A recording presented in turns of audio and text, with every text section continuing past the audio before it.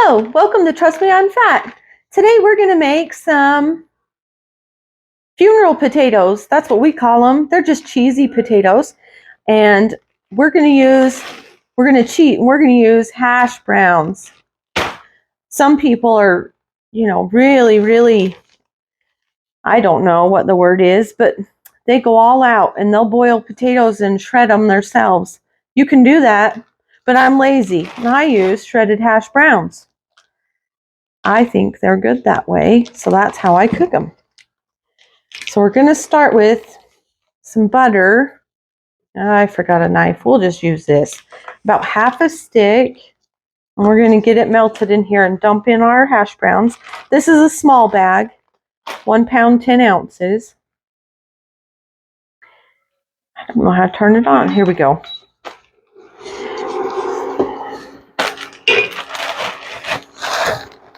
So I'm just making a small batch. If you want to make a big batch, you can, and you just put more potatoes in and put it in a bigger pan.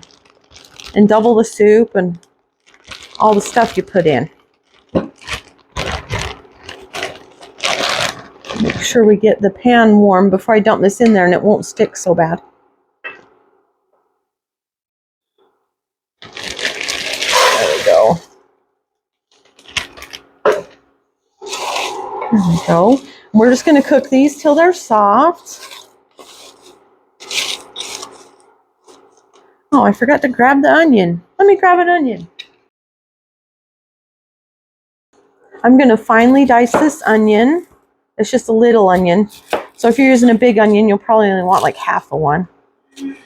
But you want to get this in at the beginning so it can soften too, so you don't have crunchy onions in your potatoes.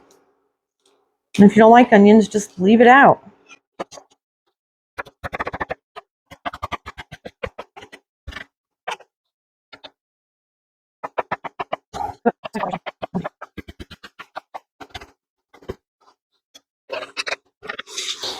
What else I forgot?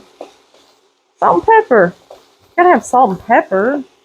Good grief. I don't know why I can't remember stuff today. Okay, let's put some salt in.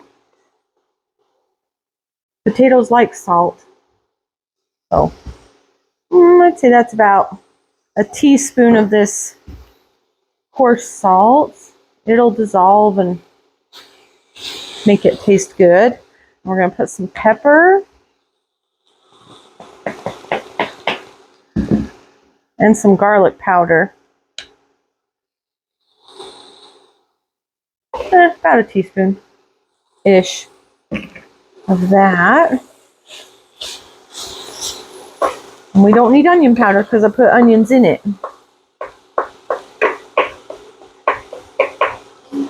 When these get softened, we'll get ready for the next step. Okay, so we've cooked our potatoes till they were soft and our onions are soft. And now we're gonna start adding the other ingredients. Now this is my recipe. Everybody I know makes theirs a little bit different, so you just make them this way if you want to try it. I put a little splash of milk and 1 can of cream of mushroom. You can use cream of chicken, cream of celery, cream of whatever you like, but mushroom's the best one. I think that's the one I like. So get that stirred in a little bit. There we go. And then I'm going to turn my heat down just a little bit. I put about 1/3 of a package of cream cheese in. This is the lower fat cream cheese. So you can go up to 1/2 a pack. We're going to start with that first. And most people put sour cream. I used to put sour cream, but I don't anymore. So, because some people in my house can't have sour cream.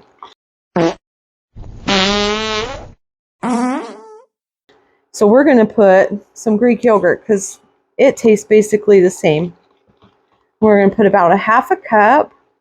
I just eyeball it. couple blobs of that. Oh, maybe a little more. That looks like about a half a cup-ish. And we'll stir this together so we can get that cream cheese melting. Okay, now we're going to add some cheese. Oh, there's the, let me get my cream cheese broke up a little bit there so it'll continue to melt a little better.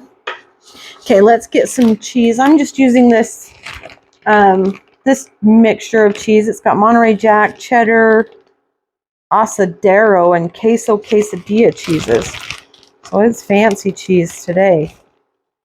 Just want a good handful in there. Maybe a little more because they're cheesy potatoes. So I'd say that's about,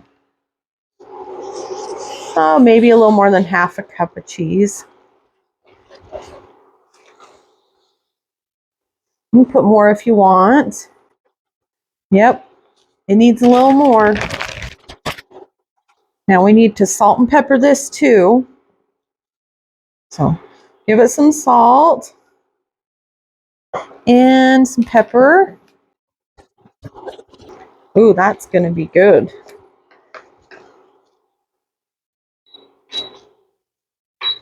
Okay, so I've got my little pan here. It's just a 9x9 square dish. And if you're making this for somebody, put it in a disposable pan and you just drop it off and you don't have to worry about your dish getting returned. Oh, they're so yummy. Look at that cheese stringing. That's what we like to see. All that scraped out and into this pan. Now the top of this is fun. I've made it lots of different ways. You can do crushed up potato chips, are really good. You can put breadcrumbs that you've lightly toasted in a pan with some butter on top. You can put cornflakes, which is what I'm going to do today. You can crush up Ritz crackers, whatever you want to on top. Those are just some of the things you can do. Today we're going to do, first, I forgot. You have to put cheese on top first, just a little layer of cheese. Too much. Well, that is a lot, but that's okay. They're cheesy potatoes. They're supposed to be cheesy. Okay. And then the cornflakes we're just going to crush onto the top. Like this. And it'll give them a nice little, give you a nice little crunch.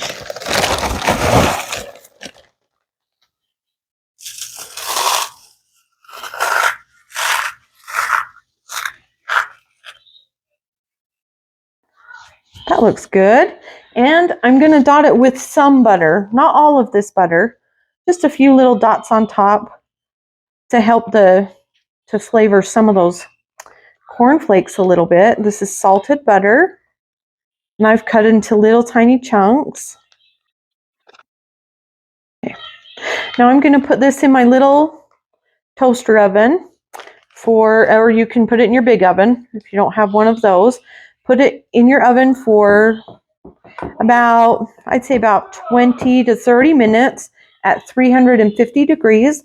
You want it to be bubbly and the top will get a little bit golden and the cheese will be melty. It'll be just right. So we'll see when it comes out.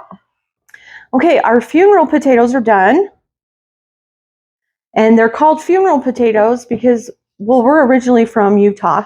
And in Utah, when people pass away, they bring people from your neighborhood or wherever will bring these kind of potatoes to you a lot. It's a big thing there. It gets served at the luncheons after the funeral. It gets served brought to your house as a potluck thing at potluck dinners. It's a big thing. And they're just cheesy potatoes. We found out when we moved away from there. We ordered cheesy potatoes a couple of different places and we're like, oh, those are just funeral potatoes. Anyways, let's give them a try and see how they are. The crust turned out beautiful and browned and crunchy.